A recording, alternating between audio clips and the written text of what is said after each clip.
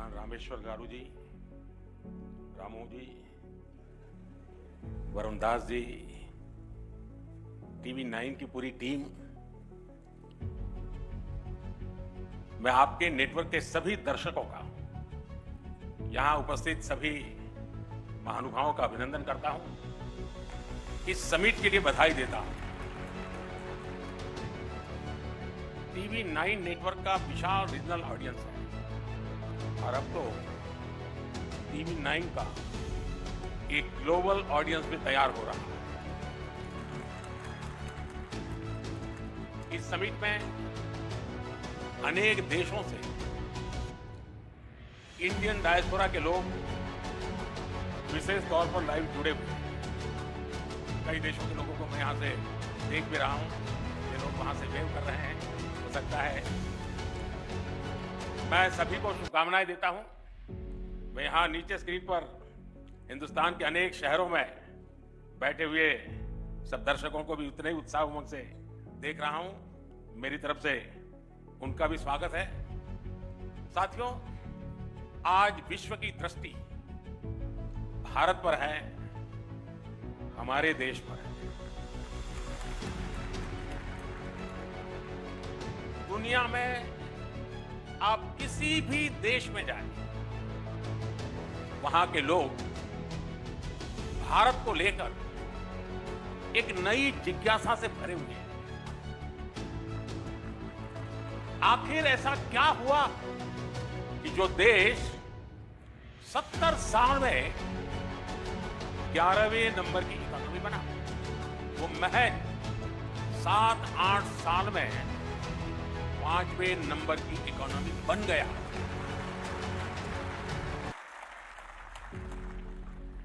अभी आईएमएफ के नए आंकड़े सामने आए हैं। वो आंकड़े कहते हैं कि भारत दुनिया की एकमात्र मेजर इकोनॉमी है जिसने 10 वर्षों में अपने जीडीपी को डबल किया है। बीते दशक में भारत ने 2 लाख करोड़ डॉलर अपनी इकोनॉमी में जोड़े हैं। जीडीपी का डबल होना सिर्फ आंकड़ों का बदलना मात्र नहीं है, इसका इंपैक्ट देखिए। 25 करोड़ लोग गरीबी से बाहर निकले हैं और ये 25 करोड़ लोग एक नियो मिडिल क्लास का हिस्सा बने।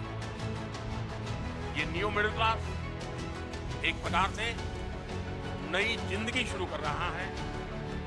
ये नए सपनों के साथ आगे बढ़ रहा है, हमारी इकोनॉमी में कंट्रीब्यूट कर रहा है और उसको वाइब्रेंट बना रहा है।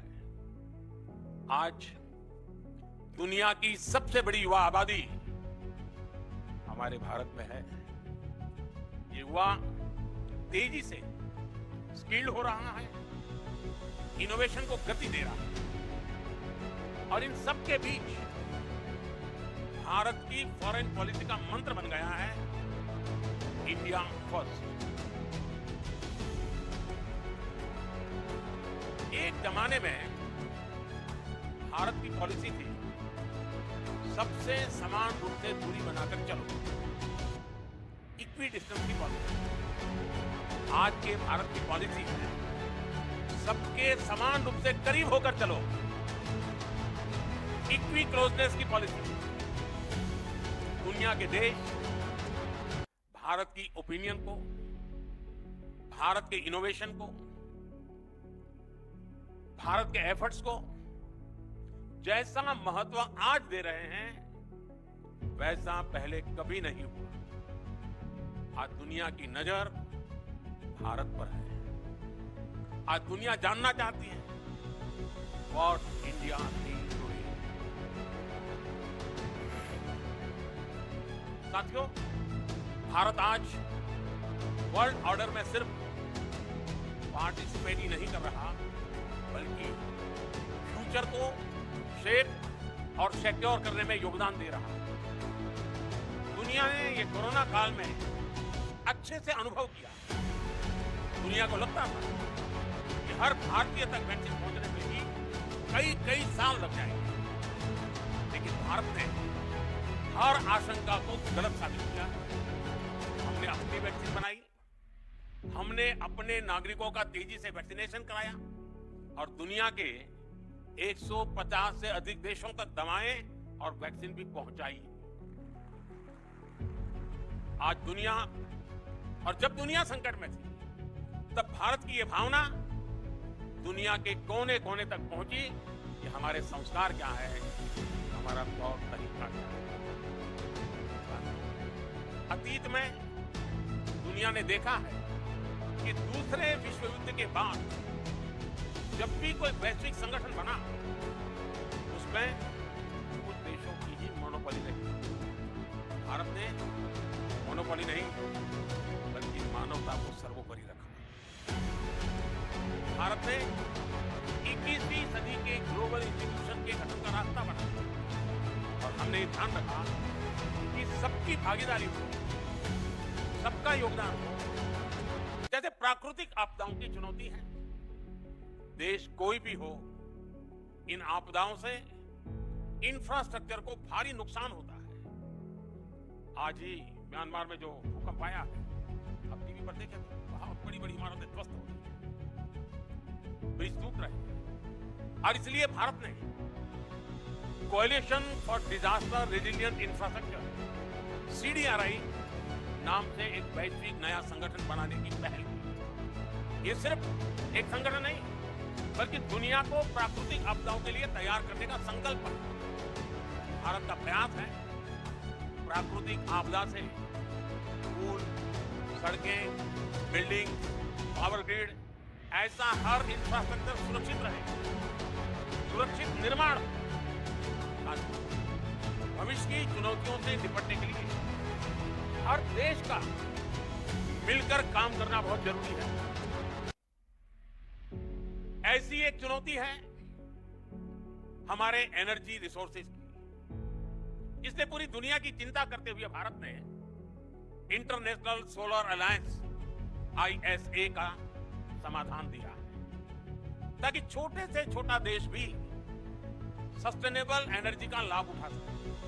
इससे क्लाइमेट पर तो पॉजिटिव असर होगा ही, ये ग्लोबल साउथ के देशों की एनर्जी नीड्स को भी सिक्योर करेगा। और आप सबको ये जानकर गर्व होगा कि भारत के इस प्रयास के साथ आज दुनिया के 100 से अधिक देश जुड़ चुके हैं। साथियों, बीते कुछ समय से दुनिया को ग्लोबल ट्रेड में असंतुलन और लॉजिस्टिक्स से जुड़ी चैलेंजेस का सामना कर रहा है। इन चुनौतियों से निपटने के लिए भी भारत ने दुनिया के साथ मिलकर नए प्रयास शुरू किए। India middle east Europe economic corridor (IMEC) ऐसा ही एक महत्वाकांक्षी प्रोजेक्ट है। ये प्रोजेक्ट कॉमर्स और कनेक्टिविटी के माध्यम से एशिया, यूरोप और मिडिल ईस्ट को जोड़ेगा। इससे आर्थिक संभावनाएं तो बढ़ेगी, दुनिया को अल्टरनेटिव ट्रेड रूट भी मिलेगा। इससे ग्लोबल सप्लाई चेन भी और मजबूत। ग्लोबल सिस्टम को अधिक पार्टिसिपेटिव, अधिक डेमोक्रेटिक बनाने के लिए भी भारत ने अनेक कदम उठाए और यहीं पर ही भारत मंडपम में G20 समिट हुई थी। उसमें अफ्रीकन यूनियन को G20 का परमानेंट मेंबर बनाया गया। ये बहुत बड़ा ऐतिहासिक कदम है।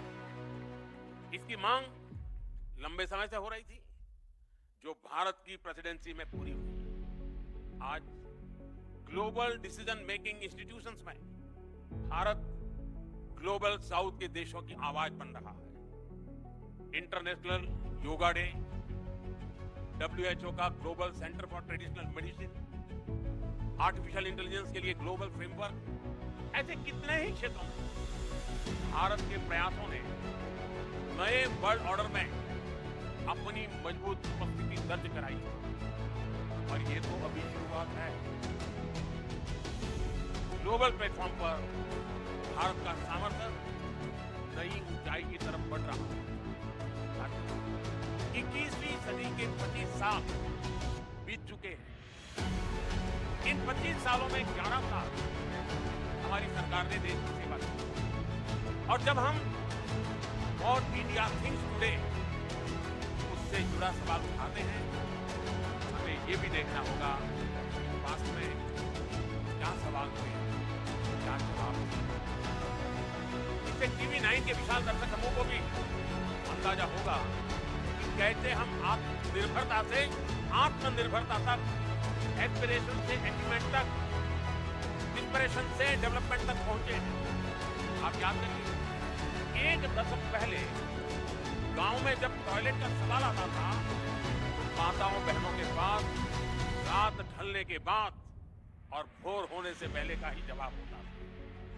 आज उसी सवाल का जवाब स्वच्छ भारत मिशन से मिलता है। 2013 में जब कोई इलाज की बात करता था तो महंगे इलाज की चर्चा होती थी। आज उसी सवाल का समाधान आयुष्मान भारत में नजर आता है। 2013 में किसी गरीब की रसोई की बात होती थी तो धुएं की तस्वीर सामने आती थी। आज उसी समस्या का समाधान उज्ज्वला योजना में दिखता है। 2013 में महिलाओं से बैंक खाते के बारे में पूछा जाता था तो चुप्पी साध लेती थी। आज जनधन योजना के कारण 30 करोड़ से ज्यादा बहनों का अपना बैंक अकाउंट है। 2013 में पीने के पानी के लिए कुएं और तालाबों के तक जाने की मजबूरी थी। आज उसी मजबूरी का हल हर घर नल से जल योजना में मिल रहा है। यानी सिर्फ दशक नहीं बदला, बल्कि लोगों की जिंदगी बदली और दुनिया भी इस बात को नोट कर रही है। भारत के डेवलपमेंट मॉडल को स्वीकार रही है। आज भारत सिर्फ नेशन ऑफ ड्रीम्स नहीं, बल्कि नेशन दैट डिलीवर्स। जब कोई देश अपने नागरिकों की सुविधा और समय को महत्व देता है तब उस देश का समय भी बदलता है। आज भारत मैं आपको एक उदाहरण देता हूं। पहले पासपोर्ट बनवाना कितना बड़ा काम था। लंबी वेटिंग, बहुत सारे डॉक्यूमेंट, अक्सर राज्यों की राजधानी में ही पासपोर्ट केंद्र होते थे। छोटे शहरों के लोगों को पासपोर्ट बनवाना होता था तो 1-2 दिन कहीं ठहरने का इंतजाम करके चलते थे। अब वो हालात पूरी तरह बदल गए। एक आंकड़े पर आप ध्यान दीजिए, पहले देश में सिर्फ 77 पासपोर्ट सेवा केंद्र थे। आज इनकी संख्या 550 से ज्यादा हो गई है। पहले पासपोर्ट बनवाने में, और मैं 2013 के पहले की बात करूं, मैं पिछली शताब्दी की बात नहीं कर रहा हूं। पासपोर्ट बनवाने में जो वेटिंग टाइम 50 दिन तक होता था वो अब 5-6 दिन तक सिमट गया है। साथियों, ऐसी ही ट्रांसफॉर्मेशन हमने बैंकिंग इंफ्रास्ट्रक्चर में भी देखा है। हमारे देश में 50-60 साल पहले बैंकों का नेशनलाइजेशन किया गया, ये कहकर कि इससे लोगों को बैंकिंग सुविधा सुलभ हो। इस दावे की सच्चाई हम जानते हैं। हालत ये थी कि लाखों गांवों में बैंकिंग की कोई सुविधा ही नहीं थी। हमने स्थिति को भी बदला है। ऑनलाइन बैंकिंग तो हर घर में पहुंचाई है। आज देश के हर 5 किलोमीटर के दायरे में कोई न कोई बैंकिंग टच पॉइंट जरूर है। और हमने सिर्फ बैंकिंग इंफ्रास्ट्रक्चर का ही दायरा नहीं बढ़ाया, बल्कि बैंकिंग सिस्टम को भी मजबूत किया। आज बैंकों का एनपीए बहुत कम हो गया। आज बैंकों का प्रॉफिट 1,40,000 करोड़ रुपए के नए रिकॉर्ड को पार कर दिया। और इतना ही नहीं, जिन लोगों ने जनता को लूटा है उनको भी अब लूटा हुआ धन लौटाना पड़ रहा है। ईडी को दिन रात गालियां दी जा रही है। ईडी ने 22,000 करोड़ रुपए से अधिक वसूले हैं। ये पैसा कानूनी तरीके से उन पीड़ितों तक वापस पहुंचाया जा रहा है जिनसे ये पैसा लूटा गया। एफिशिएंसी से गवर्नमेंट इफेक्टिव, कम समय में ज्यादा काम हो, कम रिसोर्सेज में अधिक काम हो, फिजूल खर्ची ना हो, रेड टैप के बजाय रेड कारपेट पर बल हो। जब कोई सरकार ये करती है तो समझिए वो देश के संसाधनों को रिस्पेक्ट दे रही है। और पिछले 11 साल से हमारी सरकार की बड़ी प्राथमिकता रहा है मैं कुछ उदाहरणों के साथ अपनी बात बताऊंगा।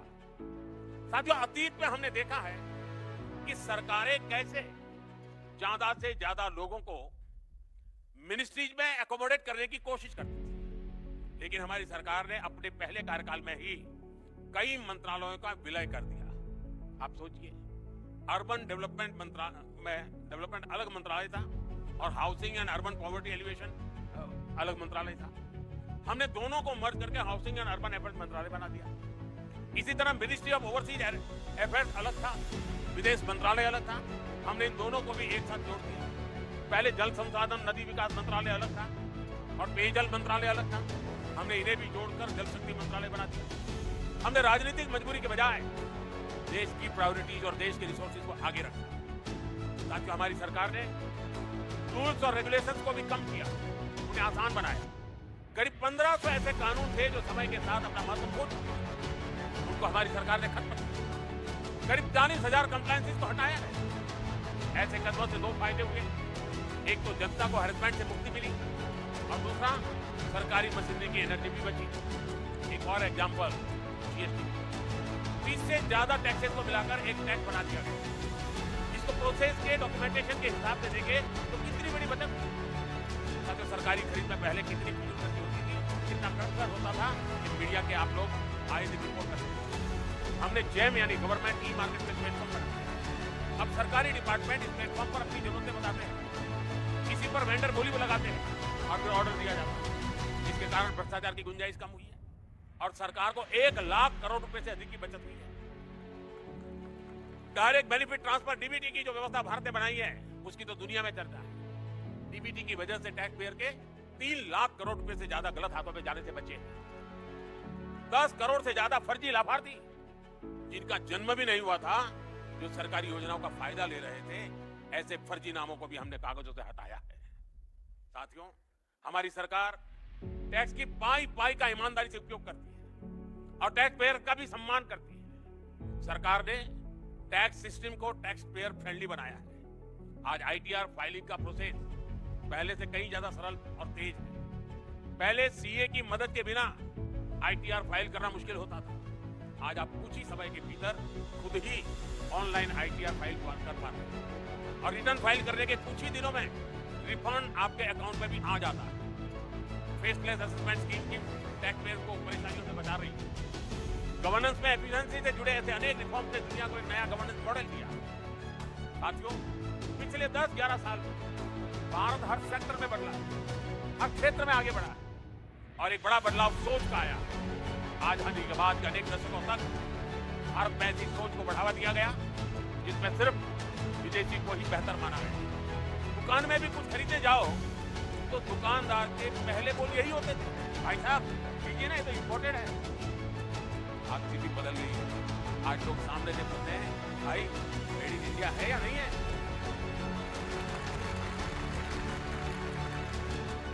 साथियों, आज हम भारत की मैन्युफैक्चरिंग एक्सीलेंसी का एक नया रूप देखते हैं। अभी 3-4 दिन पहले ही एक न्यूज आई है कि भारत ने अपनी पहली एमआरआई मशीन बना ली। अब सोचिए, इतने दशकों तक हमारे यहाँ विदेशी एमआरआई मशीन ही नहीं।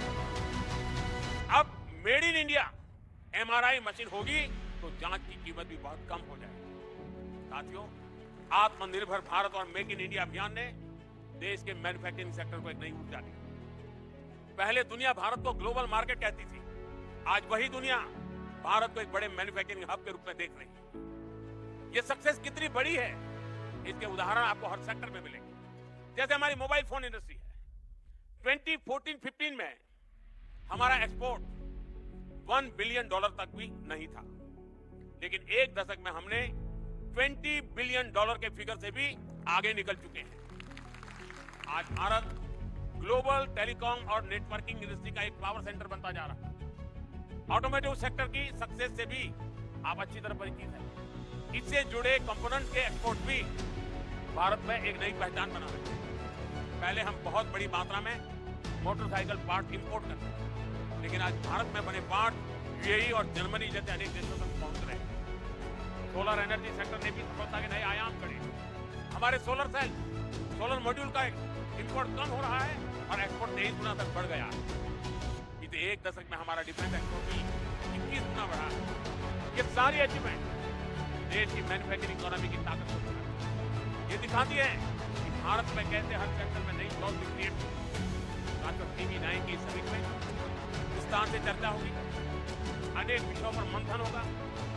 आज हम जो भी सोचेंगे, जिस भी विजन पर आगे बढ़ेंगे, तो हमारे आने वाले कल को देश के भविष्य को डिजाइन करेंगे। पिछली शताब्दी के इसी दशक भारत ने एक नई ऊर्जा के साथ आजादी के लिए नई यात्रा शुरू की और हमने 1947 में आजादी हासिल करके भी दिखाई। अब इस दशक में हम विकसित भारत के लक्ष्य के लिए चल रहे हैं और हमें 2047 तक विकसित भारत का सपना जरूर पूरा करना है।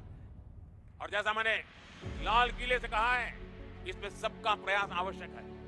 इस समिट का आयोजन कर TV9 ने भी अपनी तरफ से एक पॉजिटिव इनिशिएटिव लिया है। एक बार फिर आप सभी को इस समिट की सफलता के लिए मेरी ढेर सारी शुभकामनाएं हैं। मैं TV9 को विशेष रूप से बधाई दूंगा, क्योंकि पहले भी मीडिया हाउस समिट करते रहे हैं, लेकिन ज्यादातर एक छोटे से 5 स्टार होटल के कमरे में वो समिट होती थी और बोलने वाले भी वही, सुनने वाले भी वही, कमरा भी वही। TV9 ने इस परंपरा को तोड़ा और ये जो मॉडल पेश किया है, 2 साल के भीतर भीतर देख लेना, सभी मीडिया हाउस को यही करना पड़ेगा। यानी TV9 थिंक्स टुडे, भाग्यों के लिए रास्ता खोल देगा। मैं इस प्रयास के लिए बहुत बहुत अभिनंदन करता हूं अपनी पूरी टीम को। और सबसे बड़ी खुशी की बात है कि आपने इस इवेंट को एक मीडिया हाउस की भलाई के लिए नहीं, देश की भलाई के लिए आपने उसकी रचना की। 50,000 से ज्यादा नौजवानों के साथ एक मिशन मोड में बातचीत करना, उनको जोड़ना, मिशन सिखाना और उनसे सिलेक्ट होने का आगे की ट्रेनिंग की कितना, ये अपने आप में बहुत अद्भुत था। आपको बहुत बधाई। जिन नौजवानों से मुझे यहाँ फोटो निकलवाने का मौका मिला है, मुझे भी खुशी हुई कि देश के होनहार लोगों के साथ अपनी फोटो निकलवा पाए।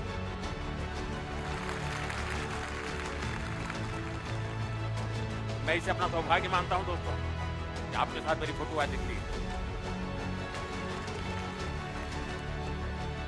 और मुझे पक्का विश्वास है कि सारी युवा पीढ़ी जो मुझे दिख रही है, 2047 में जब देश विकसित भारत बनेगा, सबसे ज्यादा बेनिफिशियरी आप लोग हैं,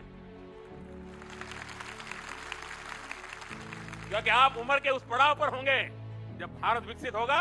आपके लिए मौज ही मौज है।